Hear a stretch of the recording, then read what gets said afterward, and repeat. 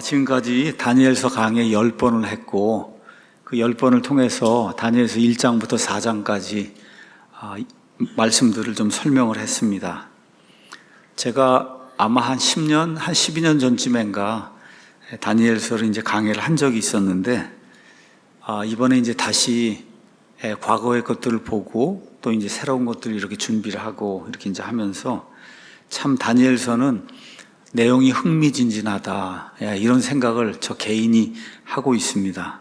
참 하나님의 말씀이 다양하잖아요. 여러분, 시편도 있고 뭐 복음서도 있고 서신서도 있고 다. 그런데 여기 또 다니엘서는 어떤 개인적인 어떤 그 경험, 또 하나님이 그냥 직접 나타나셔서 무엇인가를 보여주시는 거, 특별히 하나님께서 세상을 이제 치리해 나가시기 위해서 하나님이 하시는 모든 계획을 알려주시는 거, 뭐 등등, 정말 아주 흥미진진한 그런 내용이 이 안에 이제 들어 있습니다. 다니엘서 1장에는 히브리 소년들이 자신들을 더럽히지 않으려고 믿음을 지키기 위해서 애를 쓰는 그런 그 아름다운 모습.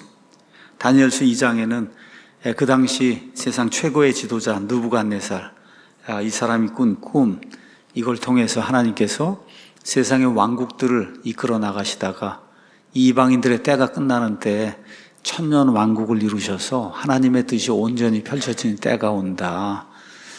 이런 것들이 이제 보여주고, 이렇게 놀라운 걸 보여줬는데 느부갓네살이 회개하지 않습니다. 그리고 3장으로 넘어가서는 두라 평야에다가 커다란 형상을 세우고 우상 숭배를 강요하고, 이런 가운데 이 왕의 명령에 순종하지 않던 사드락, 메삭, 그 다음에 아벳느고 용광로에 집어넣었는데 하나님의 아들이 그들과 함께 하시며 그들을 구출해 주시고, 이렇게 이제 해서 느부갓네살이 깜짝 놀라는 그런 내용 우리가 이제 살펴봤고, 지난주에는 다니엘서 4장, 느부갓네살 왕이 계속해서 이제 교만을 버리지 못하고 자기 왕국, 위대한 왕국, 이거 다 자기 힘으로 세웠다고 이렇게 이제 주장을 하다가 결국 하나님의 이제 심판을 받고 정신병 같은 게 이제 생겨서 미치광이가 된 거죠.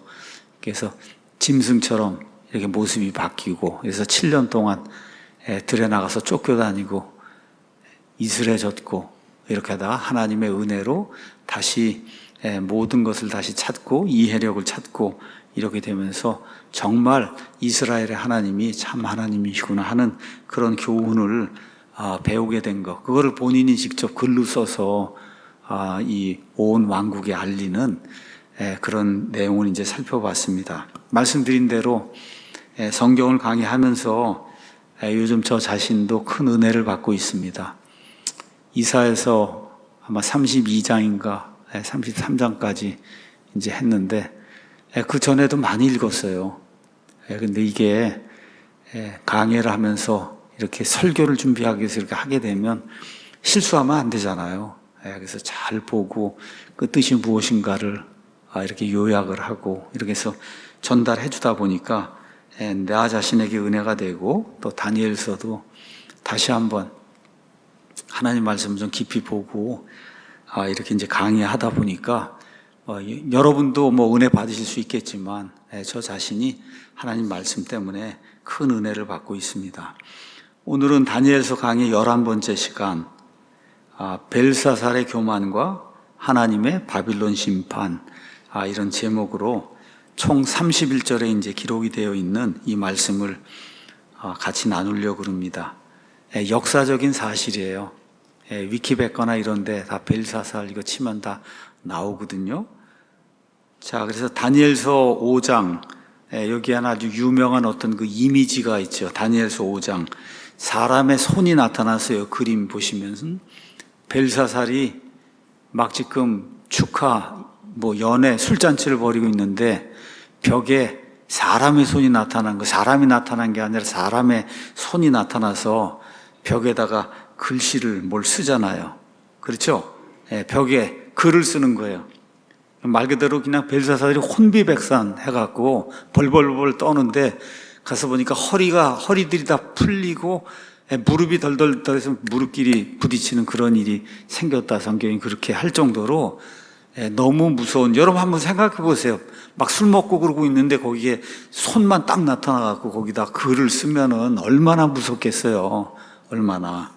그래서 미국 사람들 중에도, 미국 사람들은 문화가 기독교인제 문화다 보니까 어려서부터 뭐 다니엘 이야기도 듣고 요셉 뭐 이런 이야기를 들으면서, 삭개오 이런 얘기 들으면서 살아요. 이렇게 하다 보니까 이런 이야기를 듣는다고요. 손이 나타나갖고 벽에다 글을 썼다. 그래서 이런 얘기 들어봤다, 자기가. 근데 다니엘은 몰라도 그런 얘기는 들어봤다, 이렇게 얘기하는 사람이 많아요. 그 정도로 유명한 그런 이야기가 여기 다니엘서 5장에 이제 기록이 되어 있는 겁니다.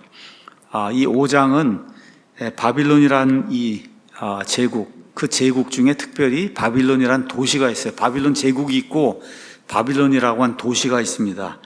이 바빌론 도시, 그 다음에 한 3년쯤 지나서 완전히 바빌론이 멸망을 하거든요, 제국이.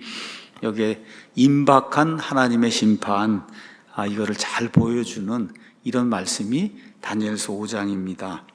먼저 다니엘서 5장을 이해하시려면 바빌론이 이제 도시가 멸망을 하는데 왜 멸망을 하느냐? 요게 이제 바빌론이라는 그런 도시를 이렇게 이제 그림으로 이렇게 그린 거예요. 그래서 여기 가서 보면 가운데 이렇게 강이 이렇게 흐르는데 이 강의 이름이 유프라테스 강입니다. 유프라테스 강 그 유역에 여기에다 이제 바빌론이라고 하는 도시를 지은 거예요.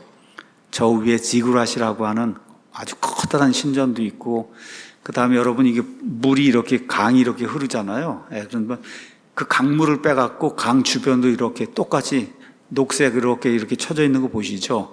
이게 해자를 깔은 거예요. 해자. 그래서 높이가 한 90m, 그 다음에 이 너비가 20m 이렇게 되는 그런 성벽을 하고, 그 다음에 그 성벽 주위를 사람들이 침범하지 못하도록 깊게 도랑을 팠어요. 그래서 유프라테스 강물이 거기로 들어오게 이렇게 돌아다니게 이렇게 해놓으니까 어떻게 뭐 갈 수가 없잖아요.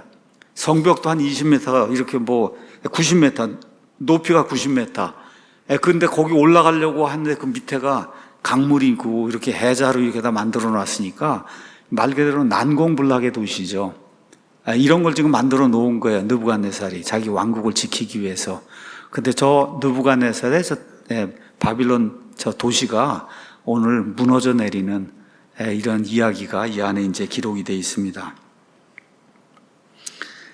성경 가서 보면 바빌론은 정금인데, 이 정금, 그래서 다니엘서 2장에도 가서 보면 그 형상이 나오잖아요. 여기 머리가 금으로 돼 있는데 왕이 바로 이 금입니다. 금머리입니다. 이렇게 이제 이야기하듯이 금인데 끝이 난다.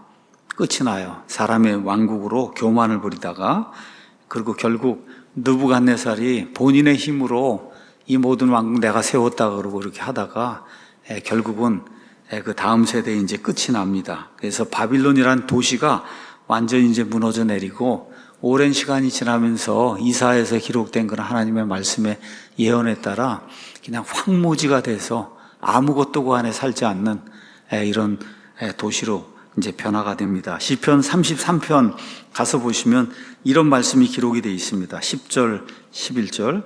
주께서 이교도들의 계획을 무산시키시며 백성들의 계략들을 무효로 만드시는도다.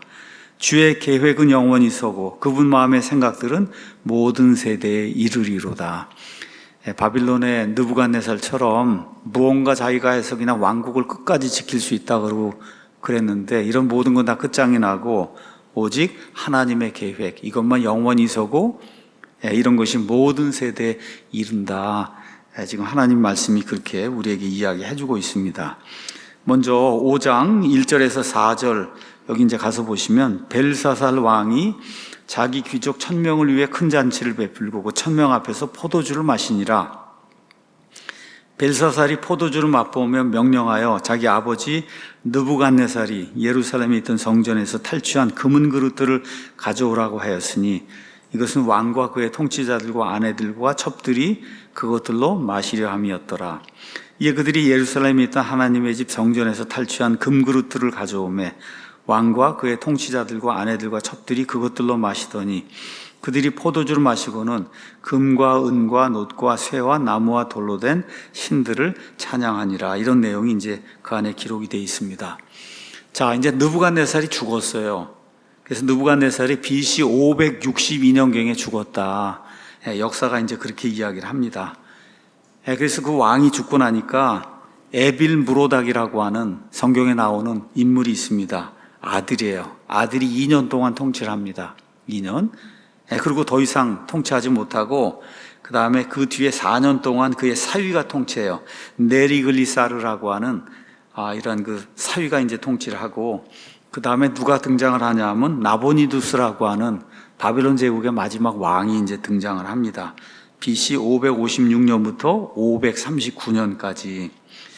근데 이 나보니두스라고 한 사람은 느부갓네살하고 무슨 관계인지는 알려져 있지 않아요. 오늘 여기 벨사살이라는 사람이 왕으로 이제 나오는데, 이 벨사살은 나보니두스의 아들이다. 이렇게 이제 역사적으로 알려져 있어요. 자, 그런데 바빌론 제국의 마지막 왕은 나보니두스인데 왜 여기 벨사살을 왕이라고 이제 이야기했냐? 바빌론 도시만을 다스리는 공동 왕으로 이 나보니두스가 자기 아들을 삼았다.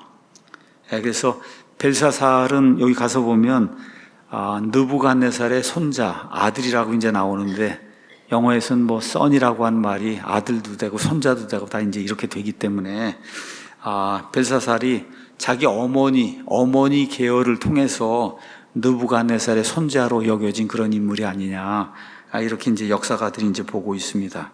자, 이 나보니두스라고 한 이 사람이 한 10년 동안 바빌론을 다스리다가 본인이 스스로 이렇게 어떤 은신처로 숨어버립니다. 그게 BC 553년에서 543년. 바빌론 제국의 왕이 스스로 은둔처로 이제 숨어버려요. 이렇게 되면서 이 기간에 자기 아버지 나보니두스와 함께 이 바빌론 제국이 있고 바빌론 도시가 있어요. 이 바빌론 도시, 그 도시의 공동 왕으로 벨사살이라고 한 사람이 그 도시를 치리했다. 이런 그 역사적인 기록이 나옵니다. 자, 그럼 때가 언제냐 지금? 때가 BC 539년이에요. 바빌론 제국이 멸망하는 게 536년이에요.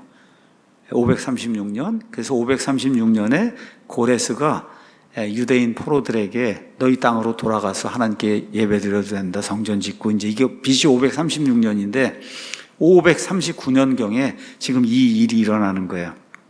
이 일이, 그러니까 바빌론이란 도시는 539년에 멸망하고, 그다음에 바빌론 제국이 남아있잖아. 이 나머지 제국은 3년쯤 지나서 BC 536년에 완전히 이제 멸절이 됩니다. 자, 그러면 여러분 역사를 통해서 이제 바빌론 다음에 누가 등장해요? 메데 페르시아가 지금 등장하는데, 메데 페르시아가 완전히 바빌론을 없애는 게 이제 3년 남은 거예요. 이쯤 되면은 메데 페르시아가 계속해서 진격을 하고 해서, 그래서 바빌론이 풍전등화 상태에 지금 놓여 있구나, 이거를 우리가 이해할 수, 이제 3년 있으면 망하는 거니까 바로 이런 시점이에요. 그래서 지금 메데 페르시아 군대가 어디까지 왔냐? 바빌론 도시까지 온 거예요. 그러니까 바빌론 지금 포위했어요. 포위했는데 아까 바빌론 그 그림에서 보여준 것처럼 바빌론이 유프라테스 강이 한쪽이 있죠. 그 다음에 여기 해자를 이렇게 다 파가지고, 해자를 다 파서 물을 다 이렇게 집어넣어서 사람이 접근할 수 없게 해놨죠. 높이가 90m죠. 이러니까 계속해서 지금 포위만 하고 있지, 어떻게 바빌론 저 도시를 무너뜨리지 못한 이런 지금 상황이 있는 거예요. 그러니까 지금 벨사살 왕이 술을 퍼먹고 지금 그러고 있는데, 저 밖에는 누가 있다고, 저 밖에?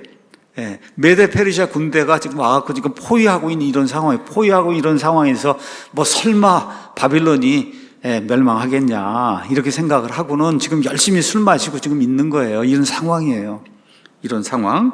자, 그래서 벨사살이 적군이 자기 그 도시를 이렇게 에워싸고 있는 걸 알면서도 지금 술을 마시고 있어요.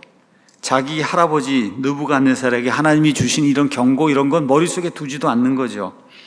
다니엘서 7장, 이제 우리가 5장 끝나고 나서 6장 다음에 7장 가서 보시면은 하나님이 다니엘에게 구체적으로 그 다음에 일어날 그런 계시를 보여줍니다. 근데 가서 보시면 메데 페르시아가 선다고 다니엘서 7장에 분명히 나와 있거든요. 이런 거 전혀 알지도 못하고, 그러고선 지금 오늘 밤에 죽는 거예요. 오늘 밤에 이게 성문이 다 열리고 메데 페르시아 사람들이 들어와 갖고 이 도시를 완전히 멸절시키는, 이거 알지를 못하고 지금 술을 먹고 있는 거예요. 지금 이런 상황이다. 그래서 정말 때를 잘 파악하는 이런 지혜로운 사람이 돼야 되지 않겠나.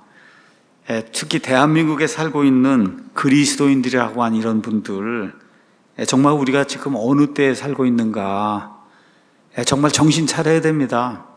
언제 나라가 어떻게 될지. 그냥 아침에 일어나서 이렇게 뉴스를 보고 그러면 오늘 무슨 일이 없나, 좀 감사합니다 그러고 하루 이제 시작하는 거죠. 이거 지금 풍전등화예요. 풍전등화. 벨사살처럼 되면 이게 곤란하거든요. 특히 목사들이. 지금 벨사살이 뭐가 일어난지도 모르고 술 먹고 하다가 바로 그 밤에 포로가 돼서 사로잡히는 그런 일이 이제 발생하거든요. 하나님께 아주 무례히 술 마시는 것까지 좋았는데 갑자기 저 이스라엘의 하나님을 내가 좀 능멸을 해봐야 되겠다, 이런 생각이 든 거예요. 이렇게 돼서 자기 할아버지 느부갓네살이 이스라엘 성전에서 이렇게 가져다 놓은 금그릇, 은그릇 이런 걸 가져다 거기다 이왕이면 담아서 술을 마셔야 되겠다. 어떻게 그런 생각을 했는지 모르지만 하여튼 악한 자들의 그런 마음 속에는 이렇게 참 하나님을 능멸하려고 하는 이런 마음이 예나 지금이나 있는 것 같아요. 다니엘서 3장 29절 거기 가서 보시면은 느부갓네살이 칙령을 내리죠. 내가 칙령을 내리노니 사드락과 메삭과 아벳느고의 하나님을 대적하여 무엇이라도 잘못 말하는 모든 백성과 민족과 언어는 여러 조각으로 쪼개고 그들의 집은 거름더미로 삼을지니라. 이런 식으로 불 가운데서 용광로 속에서 사람을 구출할 수 있는 다른 신은 없다. 이미 이렇게 칙령을 다 내렸잖아요. 그렇죠? 또 4장 34절에서 37절에는 하나님 찬양하잖아요. 본인이 짐승처럼 됐다가 하나님이 다시 자기를 복원시키니까. 근데 이런 모든 거 다 들었습니다. 이 사람도 분명히 들었고, 이거를 지금 느부갓네살 왕이 다 세상에다 포고하고 이렇게 했으니까 여기 벨사살도 분명히 얘기를 들었을 거예요. 그런데 다 잊어버린 거죠. 머릿속에서 금방 다 사라진 거예요. 우리가 성경을 읽으면서 늘 기억해야 될 게, 시간이 지나면서 사람들은 중요한 거, 핵심적인 걸 잊어버린다. 잊어버려요.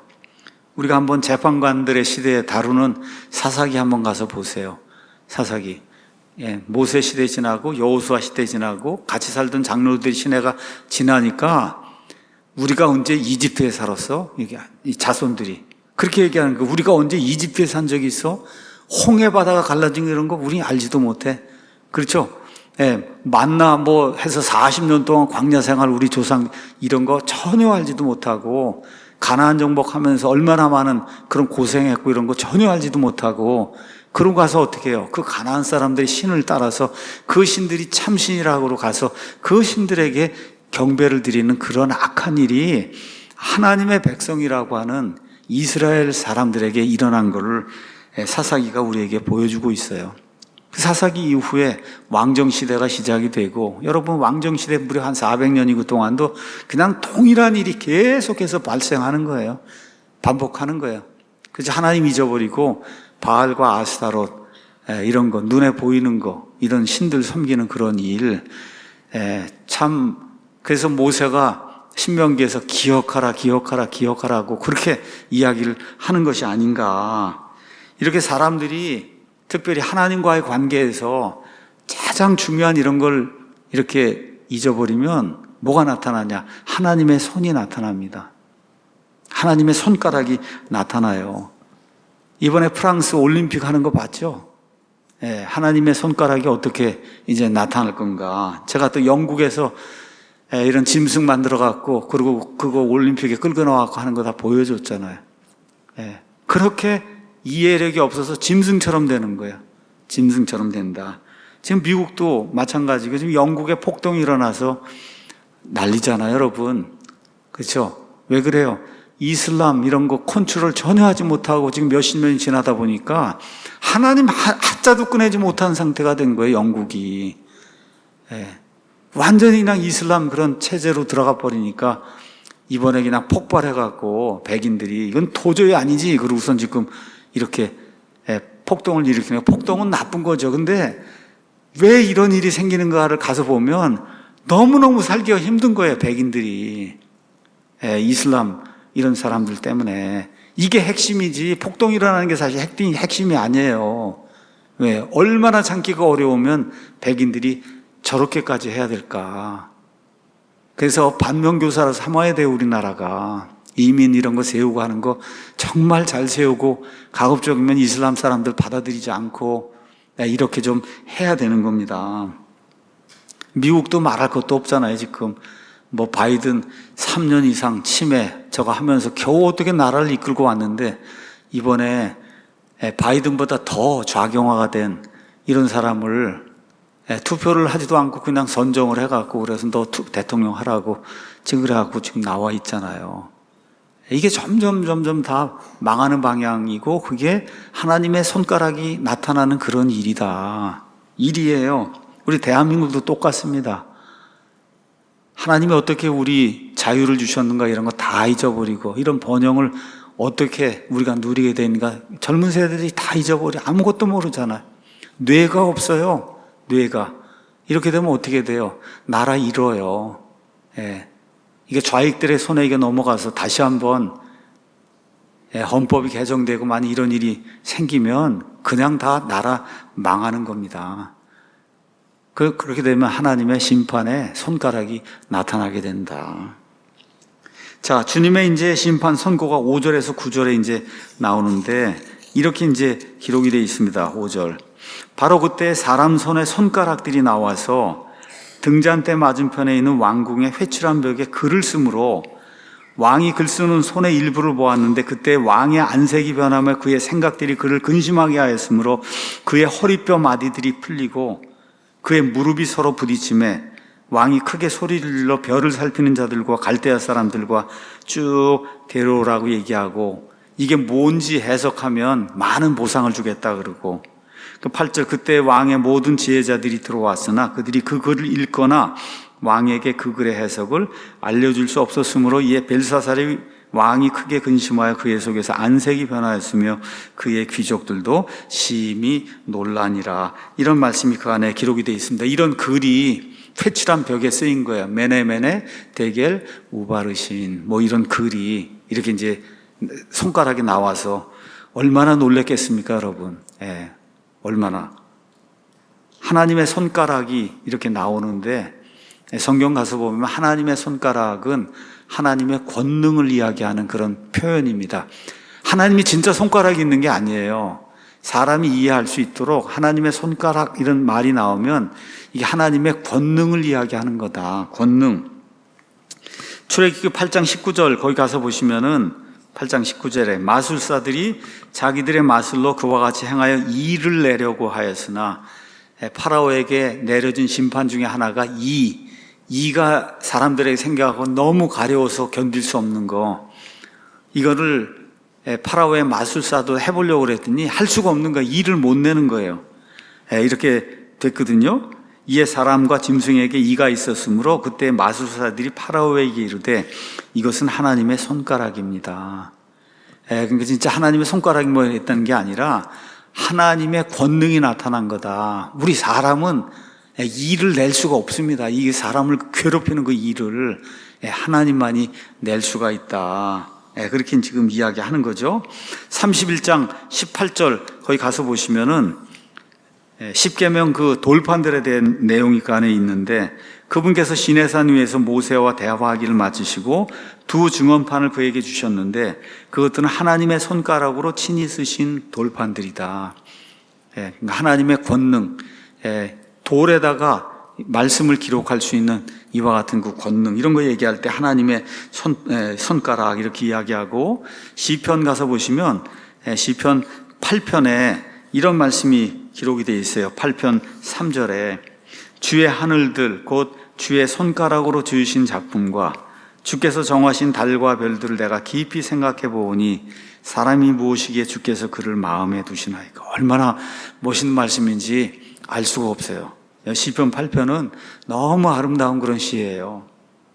주의 하늘들, 하나님 만드신 저 하늘들, 첫째 하늘, 둘째 하늘, 그 위에 있는 해와 달과 별들, 그렇죠? 이걸 뭐로 지었다고요? 주의 손가락으로 지었다는 거예요. 주의 손가락으로. 여러분, 얼마나 많아요, 그걸 하나님의 손가락, 그게 그 정도로 하나님의 능력을 표현할 때 쓰는 말이, 그게 주의 손가락이다, 하나님의 손가락이다. 그런데 이런 것들을 깊이 생각해 보면 사람이면 깨달아야 될 게 있다는 거예요. 사람이 무엇이기에 그를 마음에 두시고, 사람의 아들, 똑같은 게 반복이 되는 거예요. 사람이 무엇이기에 주께서 그를 찾아오십니까? 다윗이 하나님이 사람을 찾아오는 거를 예수님 오시기 1000년 전에 이렇게 지금 얘기하거든요. 예수님이 찾아오시잖아요. 우리 기독교 하나님은 비짓, 찾아오시는 분이에요. 사람이 찾아가는 분이 아니라 하나님이 우리를 찾아오는 거예요. 우리 기독교는. 세상의 모든 종교는 찾아가는 거예요. 찾아서 가는 거예요. 뭐 어디에 있는지 알지도 못하고. 근데 우리가 있는 데를 하나님이 아시고 하나님이 우리를 방문하신다. 사람의 아들이 무엇이기에 이렇게 미천한 존재를, 그렇죠? 그런 거를 할 수 있도록, 그런 걸 깨달아 알 수 있도록 하나님이 해와 달과 별들을 하나님의 이 놀라운 손가락으로 창조하셨다. 지금 성경이 그렇게 이야기하고 있습니다. 누가복음 가서 보시면은 예수님께서 이제 기적을 행하시는데 누가복음 11장 20절 거기 가서 보시면 예수님의 기적에 대해서 예수님이 뭐라고 말씀하시냐. 내가 하나님의 손가락으로 마귀들을 내쫓는다면, 내가 마귀들 내쫓고 강력한 기적들과 이적들을 행하는데 이게 뭐로 한 거냐? 하나님의 손가락으로 했다. 손가락으로. 이렇게 얘기할 때는 사람이 할 수 없는 놀라운 능력, 이런 걸 표현할 때 하나님의 손가락, 이런 것이 이제 나오는 거다. 그렇게 이제 생각을 하면 좋습니다. 자, 그래서 벨사살 이 왕이 두려워하고 바빌론 지혜자들을 부르고, 그렇죠? 이렇게 이제 하는데 뭐 해석할 사람이 없잖아요. 그래서 지금 누가 이제 등장하나, 이제 다니엘이 이제 등장을 하게 되는 거죠. 그래서 비록 이스라엘이 우상 숭배로 인해 이방 땅으로 이제 쫓겨났지만 거기서도 하나님이 위엄을 이제 드러내시는 거예요.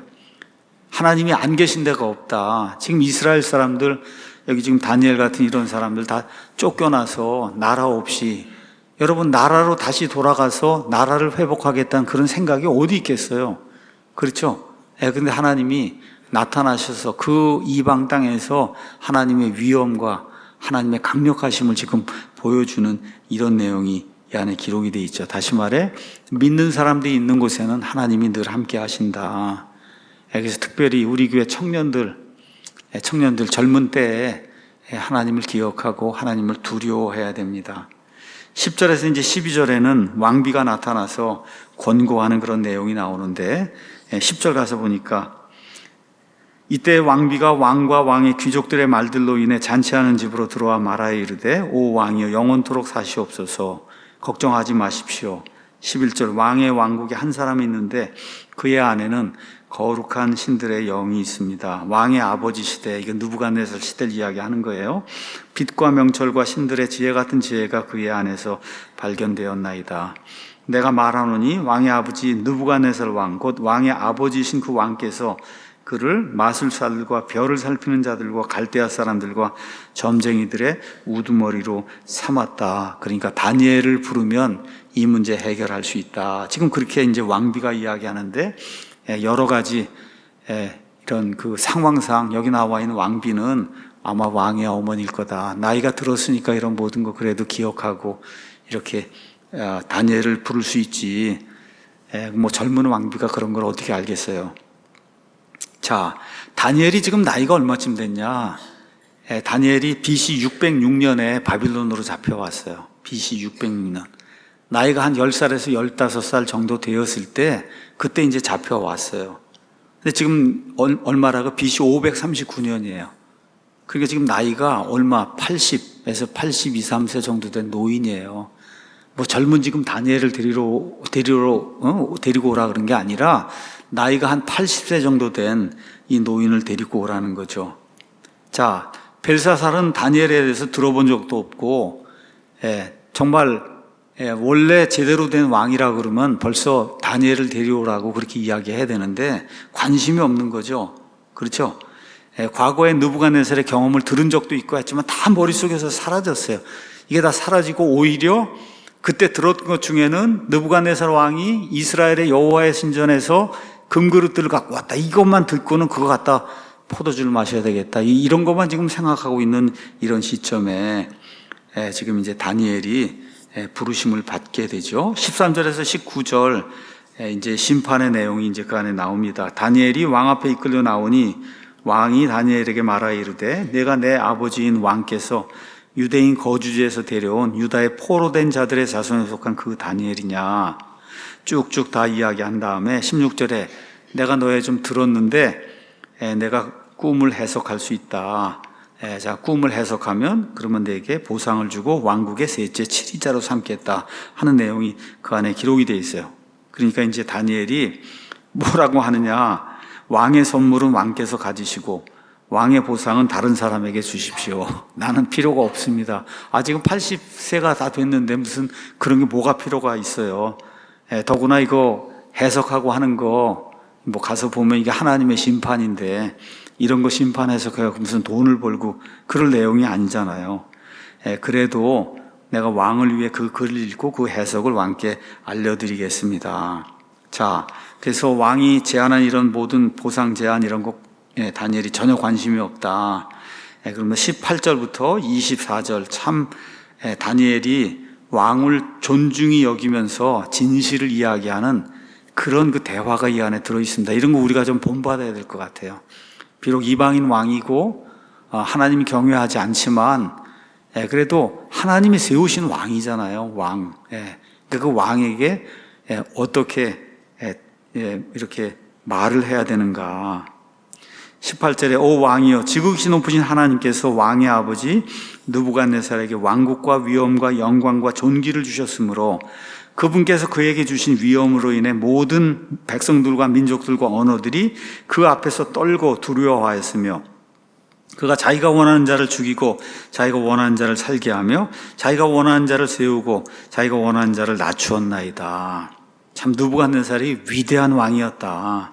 그러나 그의 마음이 높아지고 그의 생각이 교만 속에서 강팍하게 되므로 그가 자기 왕좌에서 쫓겨났으며 그들이 그에게서 그의 영광을 빼앗음에 그가 사람들의 아들들에게 쫓겨나 그의 마음이 짐승들의 마음과 같이 되었고 그의 거처가 들나귀들과 함께 하였으며 그들이 소처럼 그에게 풀을 먹이며 그의 몸이 하늘의 이슬에 젖었고 마침내 지극히 높으신 하나님께서 사람들의 왕국에서 다스리시며 자기 뜻대로 누구든지 세우사 그것을 다스리게 하신다는 것을 그가 알게 되었나이다. 다니엘서 4장의 말씀을 요약을 해서 지금 벨사살에게 이야기하는 거예요.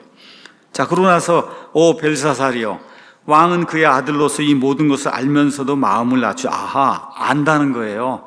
그렇죠. 그 느부갓네살 이렇게 쫓겨나고 그런 걸 모르는 사람이 어디가 있겠어요. 그 바빌론 제국에. 근데 마음을 낮추지 아니하고 도리어 하늘의 주를 대적하여 왕 자신을 높였으며 그들이 그분의 집에 그릇들을 왕 앞으로 가져오매 왕과 왕의 귀족들과 아내들과 첩들이 그것들로 포도주를 마시고 은과 금과 놋과 쇠와 나무와 돌로 만든 신들 곧 보지도 못하고 듣지도 못하며 알지도 못하는 신들을 찬양하면서 왕의 숨을 손안에 쥐고 계시며 왕의 모든 길을 소유하시는 하나님께는 영광을 돌리지 아니하였나이다. 술 마시고 이런 금은 돌 뭐 이런 거 여기 이거 이 잡신들에게 우상 숭배하고 그리고 진짜 왕의 숨을 손안에 쥐고 있는 분, 생명을 쥐고 있는 이분께는 영광을 돌리지 않았다 하고 이렇게 점잖게 책망하는 내용이 이제 그 안에 기록이 되어 있습니다. 자, 그러고 나서 이제 이야기하죠. 기록된 글은 이것이니 글이 뭐냐? 메네 데겔 우르바시니이다. 그것의 해석은 이러하니 메네는 하나님께서 왕의 왕국을 세우셔서 그것을 끝내셨다. 앞으로 끝낼 게 아니라 이미 끝냈다는 거예요. 언제 끝나요? 오늘 밤에 끝나는 겁니다. 오늘 밤에. 오늘 밤에 끝나는 거예요. 대개는 왕을 저울에 다니 부족한 것으로 드러났다는 것이며, 베레스, 이게 그래서 베레스의 저주다 이제 그렇게 얘기하는데, 왕의 왕국이 나뉘어 메대 사람들과 페르시아 사람들에게 이미 주어졌다는 거예요. 주어졌다. 예. 하나님께서 이미 바빌론의 날들을 세셨고, 그래서 어떻게 했어요? 이미 끝이 났다. 끝이 났다는 거예요. 끝이 나고 있는 게 아니라 끝이 났어요. 그래서 끝나고선 그 왕국을 다른 사람들에게 주려고, 누구에게? 메대, 페르시아 사람들에게 주려고. 느부갓네살의 경우에는 하나님 경고 주시고 그러고 나서 시간을 충분히 주셨어요. 어떤 경우는 1년씩 시간을 줬어요. 근데 지금 벨사살에게는 시간이 주어지지 않아요. 이미 끝이 난 거예요. 이미 끝났다. 예, 이미 끝이 났다고 이야기하죠. 이렇게 되면서 29절에 다 해석이 이루어지니까 벨사살이 명령하며 그들이 다니엘에게 주홍색 옷을 입히고 금목걸이를 그의 목에 걸어주며 그의 관에 포고를 내려 그가 왕국의 셋째 치리자임을 알리니라.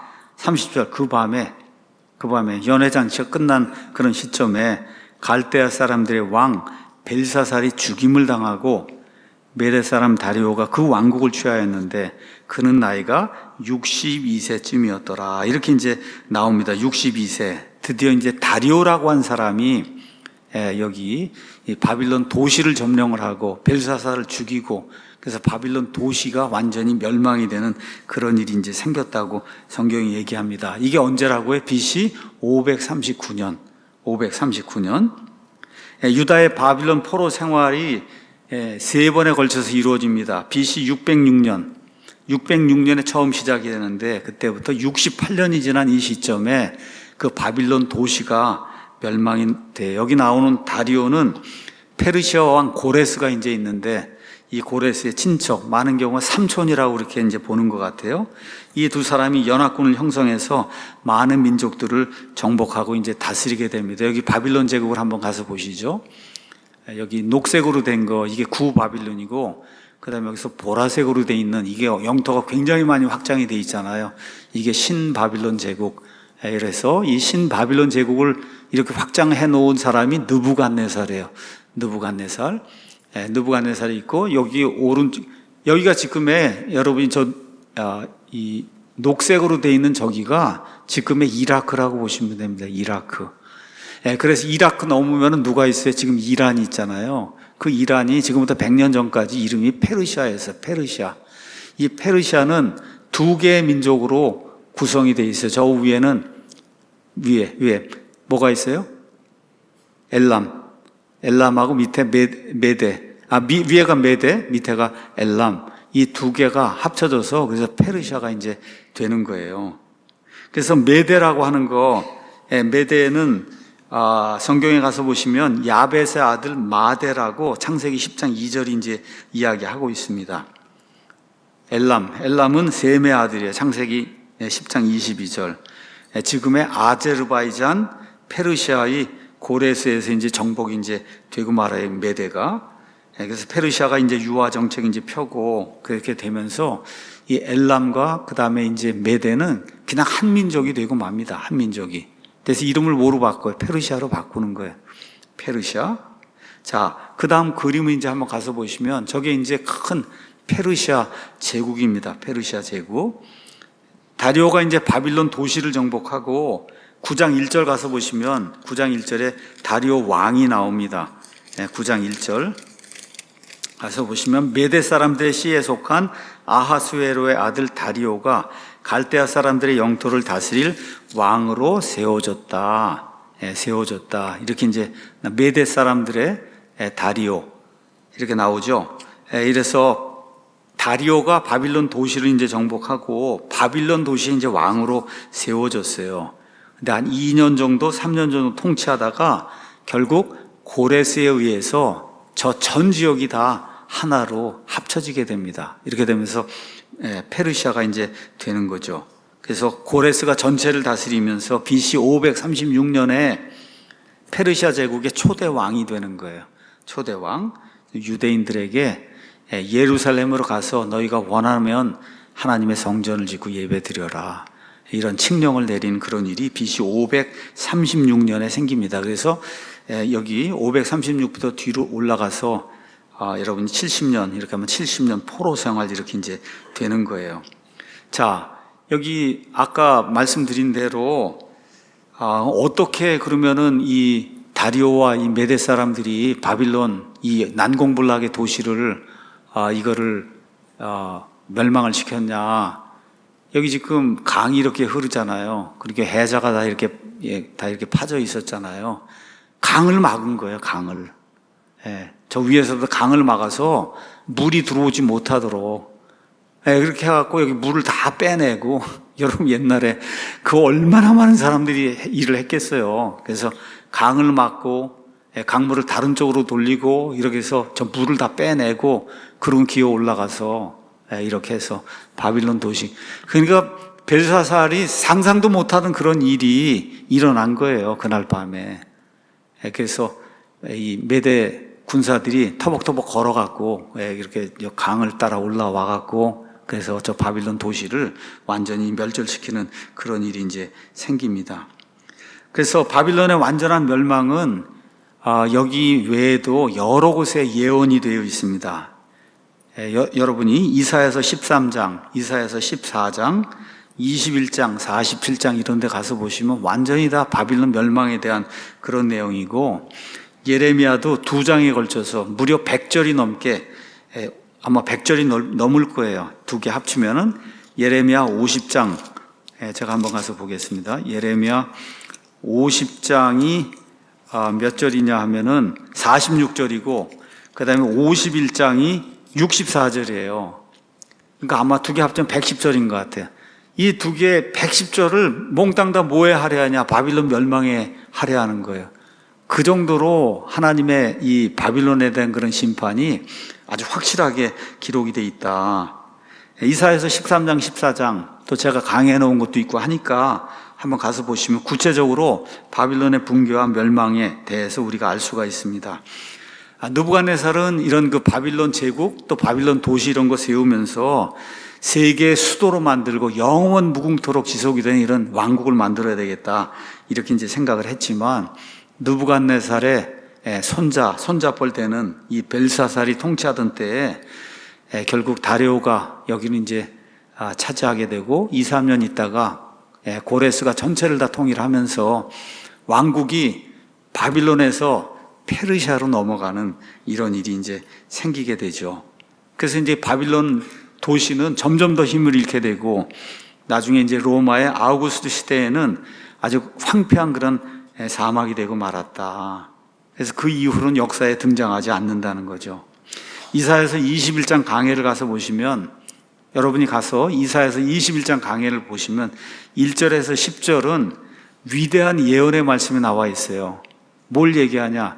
벨사살 시대에 이렇게 멸망하는 거, 이거를 이사야서 21장 1절에서 10절 하나님께서 이미 한 100년 전쯤에 이렇게 말씀을 해주십니다. BC 700년경에 이렇게 예언이 되고 539년이니까 무려 한 160년 전에 이러한 일이 생긴다고 하는 것을 하나님께서 예언의 말씀으로 주십니다. 왜 그럼 바빌론이 멸망하냐? 예레미야 50장 33절 그 다음에 34절 가서 보면 바빌론은 유대인을 징계하기 위한 하나님의 도구였어요. 그 이전에 있던 아시리아도 마찬가지고. 그런데 이상하게 도구로만 쓰이면 되는데 본인을 높이는 거예요. 본인을. 도끼를 지금 이렇게 손이 이렇게 들고 사람이 들고 있는데 도끼가 내가 사람보다 낫다고 그러는 거예요. 지금 이런 일이 발생하는 거예요. 하나님이 이런 그 징계의 도구로 이렇게 쓰고 있는데 내가 하나님보다 더 낫다 그러고 이렇게 교만을 부리다가 아시리아도 멸망하고 그 다음에 바빌론도 멸망하게 됩니다. 이제 바빌론은 신비 바빌론 이것만 지금 남아 있어요. 그래서 바빌론이 계속해서 변화가 되면서 성경은 창세기 10장부터 요한계시록 17장 18장까지 여기가 바벨탑에서 바빌론에서 시작해서 바빌론으로 끝나는 이런 구조로 돼 있습니다. 그래서 맨 마지막 요한계시록 가서 보시면 이렇게 그가 영안에서 나를 광야로 데려가니라. 내가 보니 한 여자가 신성모독한 이름들로 가득하고 7머리에 10뿔을 가진 주홍색 짐승이 앉아 있는데 그녀의 이마에는 신비, 큰 바빌론, 땅의 창녀들과 가증한 것들의 엄밀한 이름이 이제 기록이 돼 있고 그 다음 장에 가서 보면 무너졌도다, 무너졌도다, 바빌론이 무너졌다 이런 내용이 나오면서 바빌론이 이제 끝장이 나거든요. 그래서 성경에서 바빌론은 니무롯이 세운 이런 반역의 도시, 창세기 10장 8절에서 10절 그 이후로 바빌론 문화가 온 세상으로 퍼져나가게 됩니다. 여기 가서 보시면 바벨탑 사건이 이제 11장에 이렇게 기록이 되어 있는데 지금부터 한 4,300년 전에 이 사건이 발생한 거예요. 어디서 발생했냐? 지금의 이라크 지역에서 저 사건이 이제 발생하는 거예요. 하나님에 대한 최초의 단일화된 그런 반역, 하나님이 어떻게 그래요? 퍼져갖고 온 땅을 가득 채우라고 그렇게 이야기하는데 못하겠습니다. 그러고 우리는 여기만 있겠다고 그러잖아요. 하나님이 언어를 다 이렇게 혼잡하게 해서 나누고 그러면서 같은 언어를 사는 사람들끼리 곳곳으로 퍼져나가면서 민족들이 이제 형성이 되죠. 이렇게 되면서 하나님을 믿는 신앙도 같이 따라가고 마귀를 섬기는 신앙도 같이 따라가고 그래서 마귀를 섬기는 그런 신앙이 온 세상으로 파급이 돼. 이집트도 가고 인도도 가고 저기 메소포타미아도 남고 중국도 가고 그렇죠? 이렇게 되면서 이집트 문명, 그 다음에 바빌론 문명 이게 세상을 이제 지배하게 됩니다. 자, 그 다음 거 이제 가서 보시면은 그래서 바벨탑 사건에 말씀드린 신할 땅의 바벨, 메소포타미아 강력한 지도자가 나타나죠. 니무롯. 어느 정도였는지 사자를 끼고 있을 정도니까 얼마나 강력한 그런 사람이었는가. 그 다음에 또 넘어가시면은 그래서 두 개의 바빌론이 있다. 이 바빌론 문화가 확산이 되다가 예수님 시대 이후로 로마 시대가 열리고 이렇게 이제 되면서 이게 종교적인 그런 형태의 바빌론으로 모습을 바꿔요. 그래서 어머니 마리아와 아기 예수 이걸 다 이게 바빌론 사람들이 섬기던 세미라미스, 담무스 이 신앙이 그렇게 이제 바뀌면서 그래서 두 개의 바빌론 이게 이제 존재하게 되는 거예요. 넘어가시죠. 그래서 맨 마지막 때 저렇게 짐승 위에 여자가 탄 도네까지 이렇게 이런 것이 심볼이 등장하는 이런 일이 요한계시록에 기록이 돼 있고 우리 눈앞에서 지금 저런 게 열리고 있는 거예요. 그래서 마지막 때라고 우리가 이야기하는 거다. 알 수 있도록 마귀가 자기 자신을 드러내요. 저렇게 알 수 있도록. 근데 대다수 사람들이 눈을 감고 있기 때문에 저게 뭔지도 몰라요. 저게 뭔지도 모르고 지금 그러고 살고 있는 겁니다. 넘기죠. 말씀드린 대로 유럽 의회에 이런데 입구에 저렇게 짐승을 탄 여자 조각이 서 있고 유럽 사람들이 우리는 바벨탑을 재건하는 그런 연합이다. 지금 그렇게 이야기하면서 하나님 대적하는 그런 일을 지금 하고 있는 겁니다. 자, 결론의 말씀 드리죠. 여기 벨사살은 하나님 말씀 무시하다가 경고를 무시하다가 이제 죽임을 당했어요. 하나님은 악한 국가 이거 멸시하는 것도 자신의 때에 따라서 스케줄에 따라서 이제 하신다. 하나님께서 가나안 족속을 금방 멸절시키지 않았어요. 이스라엘이 국가를 형성하기 위해선 시간이 필요해요. 그래서 어떻게 해요? 요셉과 함께 그 12명을 이집트로 보내서 거기서 400년이고 지나면서 한 민족이 형성이 될 때까지 가나안 족속이 그렇게 악하게 이렇게 행해서 이들을 멸할 수밖에 없는 그런 상태가 될 때까지 기다리시다가 하나님이 멸절을 시키거든요. 그래서 성경에 기록된 대로 이루어진다. 하나님 앞에서 교만한 그런 삶을 살면 안 된다. 늘 아침에 일어나면서 여러분 감사합니다 이렇게 하면서 잠자리에 들 때도 정말 내가 교만하게 오늘 하나님 앞에 머리 꼿꼿이 들고 이렇게 산 게 있나 이런 거 좀 생각을 하면서 하나님은 진실하시되 사람은 다 거짓말쟁이라 할지어다 나를 포함해서 그래서 늘 그렇게 자기 자신을 낮추는 그런 사람을 하나님이 높이 들어서 쓰시는 거예요.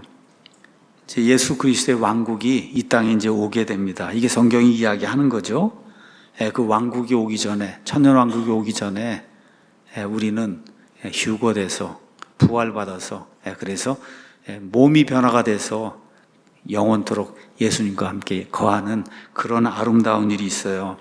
그래서 그런 것들 기억하면서 우리가 정말로 재림을 믿으면은 그러면 데살로니가 후서에 있는 이런 말씀을 늘 생각을 해야 되는 거예요. 데살로니가 후서 3장 9절, 주께서는 자신의 약속에 대해 어떤 사람들이 더디다, 이 행이 더디다 이렇게 생각하는 것 같이 더디지 아니하시며 오히려 우리를 향해 오래 참으사 아무도 멸망하지 아니하고 모두 회개에 이르기를 원하시느니라.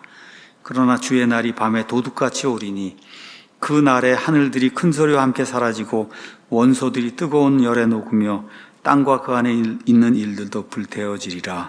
그런즉 이 모든 것이 해체되리니 너희가 어떤 사람이 되어야 마땅하겠느냐. 앞에 있는 거 중요한 거 아니에요. 뒤에 있는 게 중요한 거예요. 그런즉 이 모든 것이 해체가 되고 주님의 날이 이루어지고 그러면 너희가 어떤 사람이 되어야 마땅하겠냐. 이게 중요한 겁니다. 이게 어떤 사람이 되어야. 모든 거룩한 행실 속에서 하나님을 따르는 가운데 하나님의 날이 오는 것을 기다리고 서두르라. 이렇게 사는 저와 우리 사랑침례교회 모든 성도들이 되기를 예수님의 이름으로 축원합니다.